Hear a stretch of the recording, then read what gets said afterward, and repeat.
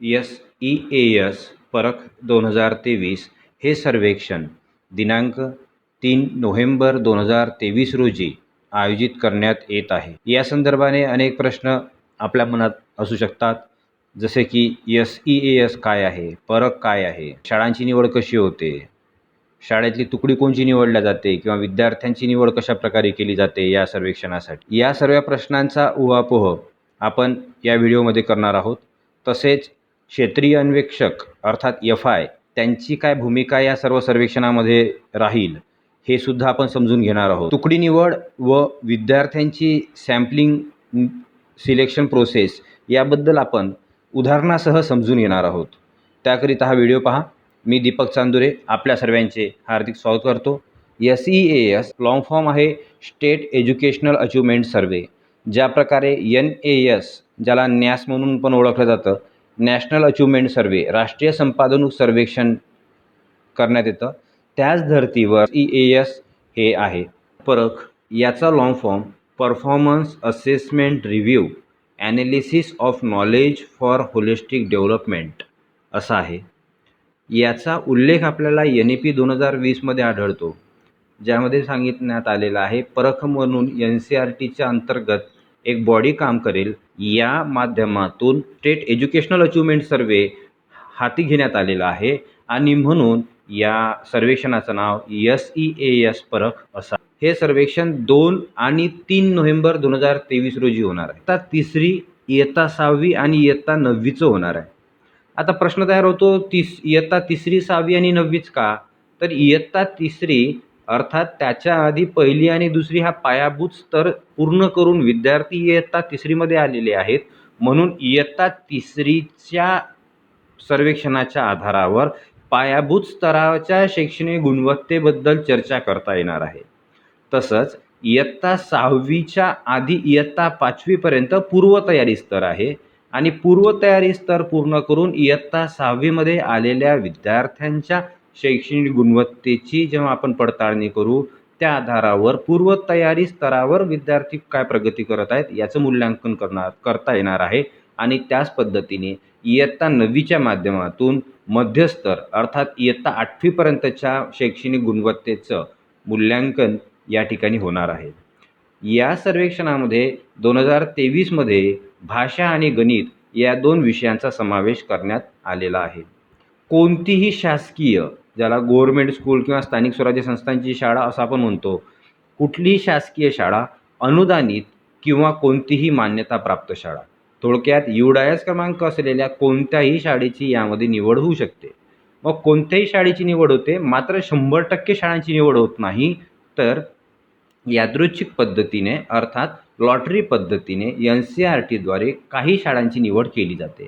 तर ह्या वर्षी म्हणजे 2023मध्ये इयत्ता तिसरीसाठी राज्यामध्ये इयत्ता तिसरीकरिता 9,911 शाळांची आणि त्या 9,911 शाळांमधील 2,76,755 विद्यार्थ्यांची निवड होणार आहे। याच पद्धतीने इयत्ता 6वीकरिता महाराष्ट्र राज्यातील 10,220 शाळांची आणि 9वीकरिता 9,718 शाळांची निवड ह्या सर्वेक्षणासाठी करण्यात आलेली आहे। हे जसं राज्याचं विश्लेषण पाहिलं, तसंच उदाहरणादाखल या ठिकाणी आपण एक जिल्हा अमरावती जिल्ह्याचं विश्लेषण पाहू। अमरावती जिल्ह्यातील तालुक्यातील एकूण शाळांच्या संख्येच्या प्रमाणामध्ये ही निवड करण्यात आलेली आहे। आत्ता आपण येतोय ह्या सर्व सर्वेक्षणाचं कामकाज प्रत्यक्ष शाळा स्तरावर करणारी जी व्यक्ती आहे, त्या व्यक्तीला FI फील्ड इन्व्हिजिलेटर क्षेत्रीय अन्वेषक असं म्हटलेलं आहे। FI हे तालुका स्तरावरून सर्वेक्षणाचं सर्व साहित्य हे शाळेपर्यंत घेऊन जातील, प्रत्यक्ष वर्ग पातळीवर संपूर्ण सर्वेक्षण कार्य पूर्ण करतील आणि सर्वेक्षण कार्य पूर्ण केल्यानंतर सर्वेक्षणाचं सर्व साहित्य परत तालुका स्तरावर जमा करतील। एक FI जर असेल, त्याच्याकडे कुठला तरी तिसरा किंवा 6वा किंवा 9वा असा कुठला तरी एका शाळेतली इयत्तेच्या सर्वेक्षणाची जबाबदारी निश्चित केली जाईल। त्यानंतर त्याला तालुका स्तरावरून काय काय साहित्य मिळेल, तर त्याला एक फील्ड नोट मिळेल। ही फील्ड नोट कोणी भरायची आहे, तर ती FIनी म्हणजे त्या स्वतः FIनीच ती भरायची आहे। त्यानंतर SQ म्हणजे स्कूल क्वेश्चनार, ज्याला शाळा प्रश्नावली असं म्हणतात, ती याची एक प्रत मिळेल। आणि ही शाळा प्रश्नावलीतील प्रतिसाद नोंदवण्यासाठी SQOMR म्हणजे SQच्या मध्ये विचारण्यात आलेल्या प्रश्नांचे उत्तरं लिहिण्यासाठी म्हणून एक OMR शीट असेल. आता ही शाळा प्रश्नावली आणि हे OMR साहित्य आपल्याला मिळेल. मात्र हे कोणी भरायचं? तर मित्रांनो, SQ म्हणजे शाळा प्रश्नावली भरण्याची जबाबदारी, त्यातील प्रश्नांची उत्तरं लिहिण्याची जबाबदारी ही HMची असेल, म्हणजे मुख्याध्यापकांची असेल. पुढे TQ किती मिळतील? तर 2 मिळतील. अर्थात TQ म्हणजे टीचर्स क्वेश्चनर ही शिक्षक प्रश्नावली आहे आणि त्याची उत्तरं लिहिण्यासाठी म्हणून TQ OMR शीट मिळेल. आणि हे TQ म्हणजे टीचर क्वेश्चनर भरण्याची जबाबदारी ज्या इयत्तेची निवड सर्वेक्षणासाठी झालेली असेल त्या इयत्तेला शिकवणाऱ्या शिक्षकांची असेल. चौथं साहित्य PQ म्हणजे विद्यार्थी प्रश्नावली, प्युपिल्स क्वेश्चनर. PQ म्हणजेच प्रश्नपत्रिका नाही, प्रश्नपत्रिका हा वेगळा भाग आहे. PQ ही विद्यार्थी प्रश्नावली आहे आणि ही आपल्याला 30 प्रती मिळतील आणि त्यांचे प्रतिसाद नोंदवण्याकरिता OMR मिळतील. पुढचं साहित्य आहे AT म्हणजे अचीवमेंट टेस्ट म्हणजे प्रश्नपत्रिका. या 30 प्रश्नपत्रिका मिळतील आणि त्या 30 प्रश्नपत्रिकांचे उत्तरं नोंदविण्याकरिता 35 OMR मिळतील. PQ OMR आणि AT OMR ह्या 5-5 अधिक देण्यात येतील. तो OMR आन्सर शीट आहे. ही इयत्ता 6वी आणि 9वीची स्वतः विद्यार्थी भरतील आणि इयत्ता 3रीसाठी FI विद्यार्थ्यांचे उत्तरं त्या OMR शीटवर उतरवणार आहेत. इतकं साहित्य घेऊन FI शाळेवर जातील. या ठिकाणी आपल्याला आता स्क्रीनवर जो दिसत आहे ती आहे फील्ड नोट. ही फील्ड नोट प्रत्येक FIला सर्वेक्षण कार्य पूर्ण झाल्यानंतर 3 तारखेला शेवटी भरायची आहे. त्यानंतर आता आपण पाहणार आहोत SQ म्हणजे स्कूल क्वेश्चनर. SQचं पहिलं पान पाहत आहात. या पद्धतीचं पहिलं पान आहे. खाली जनरल इन्स्ट्रक्शन त्यासाठी दिलेले आहेत आणि बॅक साईडला शाळेसंदर्भातील काही प्रश्न विचारण्यात आलेले आहेत. जो प्रतिसाद असेल तो मुख्याध्यापकांनी भरायचा आहे. त्यानंतर ही आहे TQ. ही जी TQ आहे शिक्षकांनी भरायची आहे. ज्या इयत्तेतली जी तुकडी सर्वेक्षणासाठी निवडली जाईल त्या तुकडीला जर एकच शिक्षक शिकवत असेल तर आपल्याला देण्यात आलेल्या 2 TQ पैकी केवळ एकच TQ भरून घ्यायची, टीचर क्वेश्चनर भरून घ्यायची. जर त्या तुकडीला भाषेला वेगळे शिक्षक असतील आणि गणिताला वेगळे शिक्षक असतील तर 2 TQ पैकी एक TQ ही जी आहे ती भाषेच्या शिक्षकाकडून भरून घ्यायची आणि दुसरी ही गणिताच्या शिक्षकाकडून भरून घ्यायची आहे. हे आहे PQ. ही अचीवमेंट टेस्ट नाही, हे सर्वेक्षणाची प्रश्नावली आहे. जसं एक प्रश्न विचारलेला आहे, how often do you ask question in the class. तर संबंधित विद्यार्थी तो प्रश्न वाचून त्या प्रश्नाचे उत्तरं OMR शीटवर नोंदवेल. इयत्ता 6वी आणि 9वीसाठी. विद्यार्थी इयत्ता 3री करिता आपले उत्तरं PQ OMR शीटवर नोंदवणार नाही तर प्रत्यक्ष PQवर नोंदवत OMR शीट घेऊन प्रत्येक विद्यार्थ्याचे प्रतिसाद PQ OMRवर FIने उतरवायचे आहेत. आत्ता आपल्या पुढे जे आहे ही प्रत्यक्ष प्रश्नपत्रिका आहे, अचीवमेंट टेस्ट आहे. ही इयत्ता 3रीची आहे आणि इयत्ता 3रीच्या प्रश्नपत्रिकेचं मुखपृष्ठ या पद्धतीचं असेल. यामध्ये पुन्हा शाळेचं नाव, विद्यार्थ्याचं नाव अशी सर्व माहिती आहे. त्याचा एरिया कोड एक असेल तर रुरल ग्रामीण क्षेत्र असेल तर 1 कोड, शहरी क्षेत्र असेल तर 2 कोड, शाळेचा प्रकार कुठला, विद्यार्थ्याचं सोशल ग्रुप कुठला आहे म्हणजे कास्ट कॅटेगरी कोणची आहे, विद्यार्थी CWSN असेल तर त्याचा प्रवर्ग कोणता आहे. या पद्धतीची सर्व माहिती पहिल्या पानावर प्रश्नपत्रिकेच्या पहिल्या पानावर विचारण्यात आलेली आहे आणि वरती सूचना दिलेली आहे to be filled by field invigilator. म्हणजे ही सर्व माहिती FIनी नोंदवायची आहे. ही माहिती नोंदवूनच नंतर ह्या प्रश्नपत्रिका विद्यार्थ्यांना द्यायच्या आहेत. कोणती प्रश्नपत्रिका कोणत्या विद्यार्थ्याला दिली जाणार आहे याचं पूर्वनिर्धारण केलं जाईल. त्या पद्धतीने ही सर्व माहिती पहिल्या पानावर उतरवली जाईल. तोपर्यंत या प्रश्नावलीचं सील जे आहे ते तोडल्या जाणार नाही. प्रत्यक्ष विद्यार्थ्यांना ही प्रश्नावली माहिती लिहून FI देतील आणि त्यानंतर विद्यार्थी ह्या प्रश्नावलीचे सील तोड. 6वी आणि 9वीचे या पद्धतीची प्रश्नावलीचं पहिलं पान आहे. अचीवमेंट टेस्ट म्हणजे प्रश्नपत्रिका जी आहे त्याचे उत्तर नोंदवण्यासाठी जी OMR शीट वापरली जाणार आहे त्याचा हा नमुना आहे. माहिती इयत्ता 6वी आणि 9वीचे विद्यार्थी स्वतः नोंदवतील. त्यासाठी FI सूचना देतील आणि त्या सूचनेप्रमाणे ते नोंदवतील. 3रीसाठी मात्र ही माहिती FIने स्वतः नोंदवायची आहे. यामध्ये खालच्या बाजूला स्टुडंट रिस्पॉन्सेस असा भाग आहे. या ठिकाणी 60 प्रश्नांच्या उत्तरं नोंदवण्याचे बबल दिलेले दिसून येत आहेत. स्टुडंट रिस्पॉन्सेस जे आहेत ते 6वी आणि 9वी साठी विद्यार्थ्यांनी स्वतःचे लिहायचे आहेत. इयत्ता 3री साठी अचिव्हमेंट टेस्ट वाटायची आणि विद्यार्थ्यांना सांगायचं प्रश्न वाचा. प्रश्न वाचून जो पर्याय योग्य वाटतो तो पर्याय तुमच्या प्रश्नपत्रिकेवर नोंदवा. निर्धारित वेळ संपला असेल तेव्हा आपण या सर्व प्रश्नपत्रिका वापस घ्यायच्या. आता 3रीच्या विद्यार्थ्यांनी दिलेले सर्व प्रतिसाद हे FI स्टुडंट रिस्पॉन्सेसमध्ये उतरून घेतील. इयत्ता 6वी साठी 3री साठी आणि 9वी साठी एक कॉमन सूचना आहे. आपण विद्यार्थ्यांना दिलेली प्रश्नपत्रिका सर्वांकडून वापस घ्यायची आहे. इयत्ता 3री करिता प्रश्नपत्रिकेचे 3 संच असतील. 6वी साठी सुद्धा प्रश्नपत्रिकांचे 3 संच आहेत आणि 9व्या वर्गासाठी प्रश्नपत्रिकांचे 4 संच आहेत. 3रीच्या पहिल्या संचाचा कोड 31 आहे. 31 मधला 3 हा इयत्ता 3री सांगतो आणि 1 हा संच क्रमांक दर्शवित. 31, 32, 33 हे इयत्ता 3रीचे प्रश्नपत्रिकांचे संच असतात. 6वी साठी 61, 62, 63 हे 3 संच राहतील आणि 9वी साठी 91, 92, 93 आणि 94. भाषा आणि गणित या 2 विषयांचा समावेश राहणार आहे. इयत्ता 3रीला 40 प्रश्न सोडवण्यासाठी 60 मिनिटांचा वेळ देय असेल. इयत्ता 6वीला 50 प्रश्नांची उत्तरे सोडवण्यासाठी 75 मिनिटांचा वेळ देण्यात येईल आणि इयत्ता 9वीला 60 प्रश्नांची उत्तरे सोडवण्याकरिता 90 मिनिटांचा वेळ देण्यात येईल.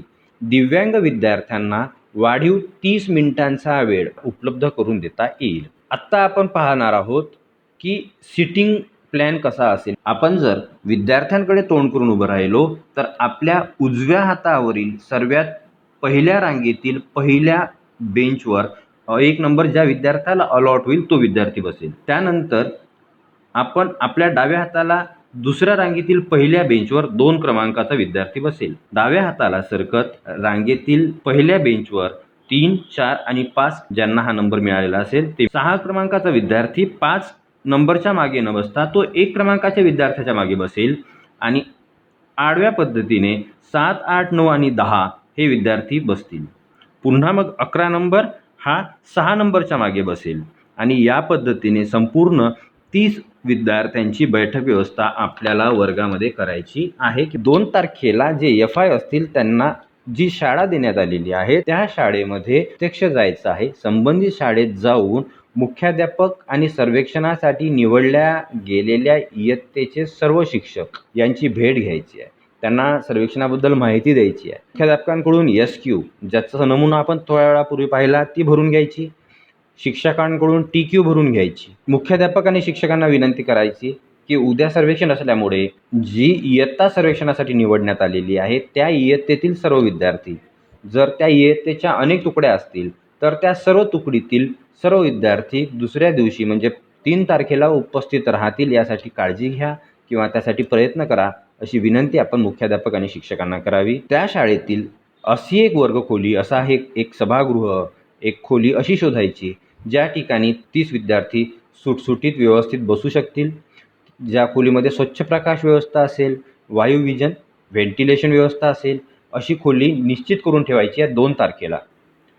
त्यानंतर त्या खोलीच्या जवळपास पिण्याच्या पाण्याची व्यवस्था करण्यासाठी शाळेला विनंती करायची आणि दुसऱ्या दिवशीचं सर्व नियोजन करून ठेवायचं. आठवणीने एक काम करायचं, ती शाळा ज्या क्षेत्रात आहे ज्या गावात आहे त्या एरियाचा त्या परिसराचा पोस्टल इंडेक्स नंबर म्हणजे पिन कोड हा माहिती करून घ्यायचा. तर या ठिकाणी स्क्रीनवर आपल्याला एक वेबसाईट दिसत आहे किंवा एक लिंक दिसत आहे www.indiapost.gov.in या वेबसाईटवर किंवा या दिलेल्या लिंकवर जाऊन आपण ज्या ठिकाणी ज्या परिसरात आपली शाळा आहे त्याचा पिनकोड काय आहे हे शोधू शकता. 3 तारखेला FI म्हणून आपण काय करायचं, 3 तारखेला सकाळी प्रार्थनेपूर्वी संबंधित शाळेत उपस्थित राहायचं. सर्वेक्षण करण्यासाठी तुकडी आणि विद्यार्थी यांची निवड करायची आहे. त्यानंतर मुख्याध्यापक आणि शिक्षक यांच्या समक्ष त्यांच्या उपस्थितीमध्ये ज्या पाकिटामध्ये सर्व प्रश्नावली असतील ते पाकिट उघडायचं आहे. त्यानंतर प्रश्नपत्रिकांच्या मुखपृष्ठावर जसं आपण पाहिलं पहिल्या पानावर काही माहिती विद्यार्थ्यांची लिहायची आहे FIने. ती सर्व माहिती शालेय अभिलेखांवरून, हजेरीपटावरून, दाखल खारिज रजिस्टरवरून आपण उतरून घ्यायची आहे. शिक्षकांची यासाठी आपण मदत घेऊ शकतो. त्यानंतर निवड झालेले विद्यार्थी पूर्वनिर्धारित म्हणजे आपण काल जी खोली निर्धारित करून ठेवली त्या खोलीत विशिष्ट पद्धतीने, जी पद्धत मगाशी पाहिली, सर्व विद्यार्थी बसून घ्यायचे. सर्व विद्यार्थी तयार झालेले आहेत हे तपासल्यानंतर त्यांना OMR शीट, प्रश्नपत्रिका याच्याबद्दल सूचना द्यायची. तिसऱ्या वर्गाला सूचना वेगळ्या आहेत, 6वी आणि 9वीला वेगळ्या सूचना आहेत. जी इयत्ता असेल त्या पद्धतीने सूचना द्यायच्या आणि त्यानंतर प्रश्नपत्रिका वाटायच्या. या सर्व प्रक्रियेमध्ये तुमच्या मनामध्ये एक प्रश्न वारंवार येत असेल, तो म्हणजे तुकडी निवड आणि विद्यार्थी निवड. तर तुकडी कशी निवडायची आणि विद्यार्थी कसे निवडायचे याबद्दल आपण आता समजून घेणार आहोत. मित्रांनो, एकच तुकडी त्या शाळेमध्ये असेल तर तुकडी निवड प्रक्रिया करण्याची गरज नाही. मात्र जर त्या ठिकाणी एकापेक्षा अधिक तुकड्या असतील तर आपल्याला तुकडी निवड प्रक्रिया करायची आहे आणि त्याकरिता स्क्रीनवर दिसत असलेला एक फॉर्मॅट आहे, त्याचा आपण उपयोग आपल्याला करायचा आहे. तर आपण आता प्रत्यक्ष उदाहरणाद्वारे समजून घेऊ की तुकडी कशी निवडायची आणि तुकडी निवड झाल्यानंतर विद्यार्थी कशा पद्धतीने सर्वेक्षणासाठी निवडायचे हे आता आपण समजून घेणार आहोत. मी एका शाळेमध्ये गेलो. त्या शाळेमधील संबंधित जर 6वी इयत्ता असेल, 6व्या इयत्तेची परीक्षेसाठी निवड, सर्वेक्षणासाठी निवड झालेली आहे. त्या शाळेमध्ये 6व्या इयत्तेच्या 3 तुकड्या आहेत, ABC. तर या 3 तुकड्यांपैकी कोणत्या तुकडीमध्ये मी सर्वेक्षणाची कामकाज पूर्ण करणे अपेक्षित आहे, त्यासाठी कोणती तुकडी निवडावी याची प्रक्रिया ही पुढील प्रमाणे मी करेल. सर्वप्रथम या पद्धतीचा एक नमुना जो की NCERTने आपल्याला पुरविलेला आहे. शक्य असल्यास याची एक प्रिंटआउट सोबत घेऊन जावी, अन्यथा या पद्धतीने सर्व कॉलम आखून आपण एक कागद तयार करू शकता. सिरियल नंबर, त्याच्यानंतर तुकडीचे नाव, त्याच्यानंतर माध्यम, त्यानंतर त्या वर्गातील म्हणजे त्या तुकडीतील प्रवेशित विद्यार्थी संख्या, परीक्षेच्या किंवा सर्वेक्षणाच्या दिवशी प्रत्यक्ष उपस्थित विद्यार्थी संख्या आणि कोणती तुकडी निवडल्या गेली याची नोंद करण्यासाठी एक रकाना. या पद्धतीने कॉलम आपण तयार करून घेऊ शकता. मी या ठिकाणी 3 तुकड्यांचा उल्लेख केलेला आहे. 3 तुकड्यांची नावं लिहून घेतली. मराठी माध्यमाची जर ती शाळा असेल तर त्या शाळेचं माध्यम मी या ठिकाणी नोंदवलेलं आहे आणि त्यापुढे प्रत्येक तुकडीमध्ये किती विद्यार्थी एनरॉल आहेत म्हणजे पटावर आहेत, हजेरी पटावर आहेत, त्यांची संख्या मी इथे लिहून घेतली. पहिल्या तुकडीमध्ये 60, दुसऱ्या तुकडीत 60 आणि तिसऱ्या तुकडीमध्ये 52 विद्यार्थी असल्यामुळे मी त्या पद्धतीने लिहून घेतले. प्रत्यक्ष सर्वेक्षणाच्या दिवशी पहिल्या तुकडीतील 60 पैकी 60 विद्यार्थी उपस्थित आहेत याची माहिती मी मुख्याध्यापकांकडून मिळविली. दुसऱ्या तुकडीमध्ये 60 पैकी 59 विद्यार्थी उपस्थित असल्याची माहिती मिळाली आणि तिसऱ्या तुकडीमध्ये 52 पैकी 47 विद्यार्थी उपस्थित असल्याची माहिती मला मिळाली. या पद्धतीने नोंद करून घेतल्यानंतर आता महत्त्वाचा काम आपलं सुरू होतं. 3 पैकी कोणती तुकडी आपण सर्वेक्षणासाठी निवडावी. यासाठी मित्रांनो आपल्याला थोड्या आधी जे सांगितलं होतं की आपण परीक्षेच्या आदल्या दिवशी जेव्हा शाळेमध्ये जाऊ अर्थात 2 तारखेला जाऊ तेव्हा शाळेच्या क्षेत्राचा पिनकोड क्रमांक आपल्याला विचारून ठेवायचा आहे. त्याचं काम या ठिकाणी आहे. आपण उदाहरणार्थ पाहतो आहोत. मला ज्या शाळेमध्ये मी सर्वेक्षणासाठी गेलेलो आहे तेथील त्या क्षेत्राचा पिनकोड नंबर म्हणजे पोस्टल इंडेक्स नंबर जर 466001 असा असेल तर मला काय करायचं आहे, तो पिनकोड नंबर लिहून घ्यायचा. पिनकोड नंबर लिहिल्यानंतर मी यातील सर्व अंकांची बेरीज करेल. अर्थात 4 + 6 10, 10 आणि 6 16, 0 16, 0 16 आणि 1 अर्थात माझ्या पिनकोडमधील सर्व अंकांची जी बेरीज आहे ती 17 आलेली आहे. 2 अंकी संख्या प्राप्त झाल्यामुळे मी यातील 2 अंकांची पुन्हा बेरीज करेल. 1 आणि 7 ही बेरीज केली तर ती 8 आलेली आहे. म्हणून या ठिकाणी माझ्यासाठी अंतिम 1 अंकी संख्या जी प्राप्त झाली ती आहे 8. 8 या संख्येचा संदर्भ घेऊन आपण पुढे तुकडी निवड आणि पुढे विद्यार्थी निवड दोन्ही वेळेस आपल्याला हा अंक त्या शाळेच्या पिनकोडवरून जो अंक प्राप्त झालेला आहे त्याचा उपयोग करायचा आहे. आता या 3 तुकड्यांपैकी 8 अंक म्हणजे याचा अर्थ असा पकडायचा 8 जंप, 8 वेळा उडी मारायची आहे. अर्थात ए वरून म्हणजे ए या तुकडीवरून आपण उडी मारणं सुरू करू आणि बी या तुकडीवर जाऊ. ही झाली आपली पहिली उडी. 8 पैकी पहिली उडी या पद्धतीने झाली. बी वरून दुसरी उडी मारू तर आपण सी वर जातो, म्हणून ही झाली दुसरी उडी. आता सी वरून आणखी एक उडी मारली तर ती या पद्धतीने उडी घ्यायची आहे आणि ही झाली तिसरी उडी. ही तुकडे निवडण्याच्या प्रक्रियेच्या उडी घेण्याची पद्धत आहे. पुढे आपण आणखीन एक जंप घेऊया आणि ती जंप घेतल्यानंतर पुन्हा बी वर आलो, ही माझी चौथी जंप आहे. पुढे आणखी एक जंप घेतली, सी वर आलो, ही माझी 5वी जंप होती. पुढे आणखी एक जंप घेतली, ए वर आलो, ही 6वी जंप होती.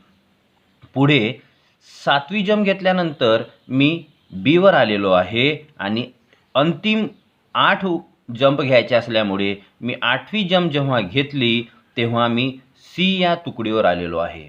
अर्थात ए बी सी या ठिकाणी सी या तुकडीवर माझी 8वी जंप आल्यामुळे या संबंधित शाळेतील सी ही तुकडी सर्वेक्षणासाठी निवडायची आहे आणि त्यापुढे या पद्धतीने टिक मार्क करायचं आहे. हे 4 तुकड्यांचं उदाहरण, माध्यम लिहून घेतलं, विद्यार्थी संख्या लिहून घेतली आणि उपस्थित विद्यार्थी संख्या लिहून घेतली. आता यावेळेस या ठिकाणी काय करतो आहे तर बघा, जर ह्या शाळेच्या क्षेत्राचा पिनकोड क्रमांक 4000111 आहे, याच्या अंकांची बेरीज केली ती 6 आली. आता मला ए बी सी डी ह्या 4 तुकड्या असल्यामुळे मी 4 तुकड्यांची नावे या ठिकाणी लिहून घेतलेली आहेत आणि मला आता किती जंप घ्यायचे आहेत? 6 जंप घ्यायचे आहेत. पहिली जंप घेतली, बी वर आली. दुसरी जंप घेतली, सी वर आली. तिसरी जंप माझी घेतल्यानंतर ती डी वर आलेली आहे. चौथी जी जंप आहे ती पुन्हा ए वर आलेली आहे. 5वी जंप घेतली, ती बी वर आली आहे आणि 6 जंप घ्यायच्या असल्यामुळे 6वी आणि अंतिम जंप जी आहे ती तुकडी सी वर आलेली आहे. या ठिकाणी जो कागद तयार केला होता त्यामध्ये तुकडी सी पुढे मी टिक मार्क करून घेईल आणि या पद्धतीने मी सर्वेक्षणासाठी शाळेतील कोणती तुकडी निवडावी याची प्रक्रिया पार पाडेल. त्या तुकडीमध्ये गेल्यानंतर विद्यार्थी सर्वेक्षणासाठी कसे निवडावे याचा विचार करणार आहोत. बघा, कोणतीही तुकडी निवडल्या जाओ किंवा एकच तुकडी असल्यामुळे तीच तुकडी निवडल्या गेलेली असेल शाळेतील, तर संबंधित इयत्तेत गेल्यानंतर सर्वप्रथम त्या इयत्तेतील उपस्थित विद्यार्थ्यांची संख्या बघा. ज्या दिवशी सर्वेक्षण होत आहे त्या दिवशीची उपस्थित विद्यार्थी संख्या बघा. ती विद्यार्थी संख्या 6 ते 30 या दरम्यान असेल तर या उपस्थित सर्व विद्यार्थ्यांचं सर्वेक्षण आपण पार पाडणार आहोत. मात्र जर उपस्थित विद्यार्थ्यांची संख्या ही 31 पेक्षा अधिक असल्यास मग खालीलप्रमाणे आपण काम करणार आहोत. मात्र या ठिकाणी लक्षात ठेवा, हे जे अंक दिलेले आहेत 31 ते 45, 46 ते 75 आणि 76 ते 105 हे जे अंक आहेत हे पटावरील विद्यार्थी संख्येचा हा गट आहे. पटसंख्या, त्या तुकडीची पटसंख्या. आता जर ज्या इयत्तेमध्ये गेलो त्या इयत्तेमध्ये 30 पेक्षा अधिक विद्यार्थी उपस्थित आहेत आणि मला आता विद्यार्थी निवडीची प्रक्रिया पार पाडायची आहे. संबंधित इयत्तेची पटसंख्या ही जर 31 ते 45 असेल तर नियम लक्षात ठेवा, नो स्किप. 31 ते 45 साठी नो स्किप, 46 ते 75 साठी 1 स्किप आणि 76 ते 105 साठी 2 स्किप. जर एका शाळेत गेलो त्या शाळेमध्ये 30 किंवा 30पेक्षा कमी विद्यार्थी उपस्थित असतील तर सर्व विद्यार्थी सर्वेक्षणासाठी निवडले. जर 30 पेक्षा अधिक विद्यार्थी उपस्थित आहेत आणि पटसंख्या ही 31 ते 45 आहे तर ह्या कंडिशनमध्ये काय पद्धतीने कामकाज करायचं ते आपण समजून घेणार आहोत. बघा, ज्या इयत्तेमध्ये गेलो तेथील पटसंख्या 31 ते 45च्या दरम्यान आहे. अर्थात मी जे उदाहरण आपल्या पुढे ठेवतो आहे त्यामध्ये 39 विद्यार्थी संख्या आहे. या 39 विद्यार्थ्यांपैकी कोणते 30 विद्यार्थी सर्वेक्षणासाठी निवडावे आणि त्याची निवड प्रक्रिया कशी पार पाडावी हे आपण समजून घेत आहोत. 39 हा अंक 31 ते 45 31 ते 45 मधील असल्यामुळे नो स्किप नियमाचा आपण वापर करणार आहोत. यासाठी पहिल्यांदा हे ठरवायचं आहे कोणत्या विद्यार्थ्यापासून आपण सुरुवात करू. ते ठरविण्यासाठी मित्रांनो, हा इयत्ता ज्या क्षेत्रातील आहे तिथील पिनकोड जर 466101 आहे, त्यातील अंकांची बेरीज केली तर ती 18 आली. 2 अंकी संख्या आल्यामुळे त्याची पुन्हा बेरीज केली तर 9 आली. हा जो 9 अंक आहे हा 9 अंक दाखवितो की माझ्या या वर्गातील 9व्या रोल नंबरवरील विद्यार्थी हा माझा पहिला विद्यार्थी असेल. आणि यासाठी मी पहिल्यांदा काय करणार, हा एक नमुना आहे जो NCERTने प्रोव्हाइड केलेला आहे. याची एक कॉपी आपण सोबत घेऊन जाऊ शकता, अन्यथा या पद्धतीने रकाने आखून घेऊ शकता. रोल नंबर 9 हा जो विद्यार्थी आहे हा विद्यार्थी माझा सर्वेक्षणासाठीचा पहिला विद्यार्थी राहील. आणि म्हणून या ठिकाणी अलॉट स्टुडंट ID म्हणजे मी त्याला आता एक नवीन ID देतो आहे आणि तो 2 अंकी ID राहणार आहे. तो 2 अंकी ID मी देतोय आणि तो ID दिलेला आहे मी 01, कारण पिनकोडच्या अंकांची बेरीज केली असता 9 आली आणि म्हणून 9 क्रमांकावरील विद्यार्थी हा माझा पहिला विद्यार्थी झाला. पुढे जसं की या वर्गाची पटसंख्या ही 39 आहे आणि म्हणून मी नो स्किप रूलचा वापर करणार आहे. नो स्किप रूलप्रमाणे काय करणार, माझा 9वा विद्यार्थी पहिला विद्यार्थी झाला, त्याच्या खाली कुठलाही विद्यार्थी स्किप न करता सरळ ID देत चालायचे. 01, 02, 03, 04, 05. मात्र लक्षात ठेवा फक्त उपस्थित विद्यार्थ्यांनाच ID द्यायचे आहेत. या ठिकाणी हा विद्यार्थी अनुपस्थित असल्यामुळे त्याला मी ID दिलेला नाही. त्याखालील उपस्थित विद्यार्थ्याला 06 ID दिलेला आहे. या पद्धतीने 1 पासून सुरुवात केली, उपस्थित विद्यार्थ्यांना ID देत गेलो. पहिल्या पानातील 30 विद्यार्थ्यांपैकी 20 ID मी दिलेले आहे. पुढच्या पानावर गेल्यानंतर 31वा विद्यार्थी गैरहजर आहे, त्याखाली 21 ID दिला. त्याच्या पुढचा विद्यार्थी गैरहजर आहे 22, 23, 24, 25 आणि शेवटचा विद्यार्थी गैरहजर असल्यामुळे या ठिकाणी मी ID दिलेला नाही. इथे काय घडलं की 9व्या विद्यार्थ्यापासून सुरुवात केल्यानंतर 39 स्टुडंटपर्यंत शेवटच्या विद्यार्थ्यापर्यंत येईपर्यंत माझ्या 30 विद्यार्थ्यांचे सॅम्पल नमुना पूर्ण झालेला नाही, 26वर येऊन थांबलेला आहे.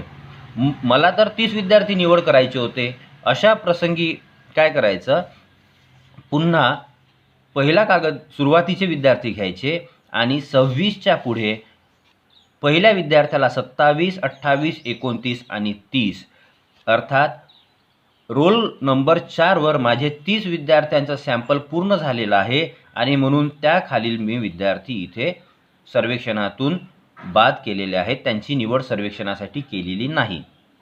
या पद्धतीने 31 ते 45 नो स्किप पद्धतीचा वापर करून मी सरळ विद्यार्थ्यांना ID देत गेलो आहे. त्यातील फक्त गैरहजर विद्यार्थी सोडून दिले.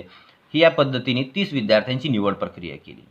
ही निवड प्रक्रिया केल्यानंतर आपल्याला संबंधित विद्यार्थ्याला कोणतं बुकलेट, जसं आपण थोड्या वेळाच्या आधी पाहिलं होतं की 6व्या वर्गाला 61, 62, 63, तिसऱ्या वर्गाला 31, 32, 33 आणि 9व्या वर्गाला 91, 92, 93, 94 या क्रमांकाचे सेट आहेत, क्वेश्चन पेपरचे सेट आहेत.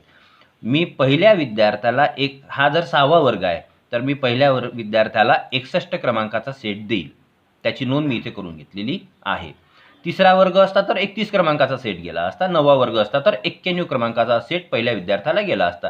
या पद्धतीने 61, 62, 63, पुन्हा 61, 62, 63, 61, 62, 63 या पद्धतीने नोंद करत शेवटच्या विद्यार्थ्यापर्यंत मी कोणत्या विद्यार्थ्याला कोणत्या क्रमांकाचा सेट देणार आहे हे ऑन पेपर तयार करून घेतलेला आहे. आपण या ठिकाणी पहिलं उदाहरण पाहिलं. ठिकाणी आपल्या पुढे आणखी एक वर्गाचे उदाहरण आपण पाहणार आहोत. या इयत्तेमध्ये आपण पाहू शकता 53 विद्यार्थी आहेत. 53 हा अंक 46 to 75 या दरम्यानचा असल्यामुळे वन स्किप या पद्धतीचा अवलंब करून आपण हे काम करणार आहोत. सर्व माहिती नोंदवून घेतल्यानंतर 4 अंक प्राप्त झाला. आता वन स्किप पद्धतीमध्ये 4 नंबर प्राप्त झाल्यामुळे 4 रोल नंबर असलेला जो विद्यार्थी आहे तो माझा पहिला विद्यार्थी आहे. मी त्याला स्टुडंट ID अलॉट केला 01. वन स्किप म्हणजे काय, याच्या खालचा एक विद्यार्थी सोडून द्यायचा, त्याच्या पुढच्या विद्यार्थ्याला 2 नंबर द्यायचा, त्याच्या खालचा विद्यार्थी सोडून द्यायचा. आता या ठिकाणी याच्या खाली 3 नंबर येणं अपेक्षित होता, मात्र हा विद्यार्थी गैरहजर असल्यामुळे याच्या खालच्या विद्यार्थ्याला 3 नंबर जाणार आहे. पुन्हा याच्या खालचा एक विद्यार्थी 1 स्किप करून 4 नंबर, 1 स्किप करून 12 आणि त्याच्या खाली 1 स्किप करून 13, 23 आणि 1 स्किप केल्यामुळे आता इथे विद्यार्थी पण संपले. शेवटचा विद्यार्थी 1 स्किपमध्ये आल्यामुळे त्याला न निवडता पुन्हा पहिल्या रोल नंबरवर गेलो आणि 23च्या पुढे हा माझा रोल नंबर 1 असलेला विद्यार्थी सर्वेक्षणासाठी 24 नंबरवर गेलेला आहे. ज्या विद्यार्थ्यांच्या पुढे स्टुडंट ID अलॉट झालेला नाही ते विद्यार्थी हे सर्वेक्षणासाठी नमुना म्हणून निवडल्या गेलेले नाहीत असा त्याचा अर्थ आहे.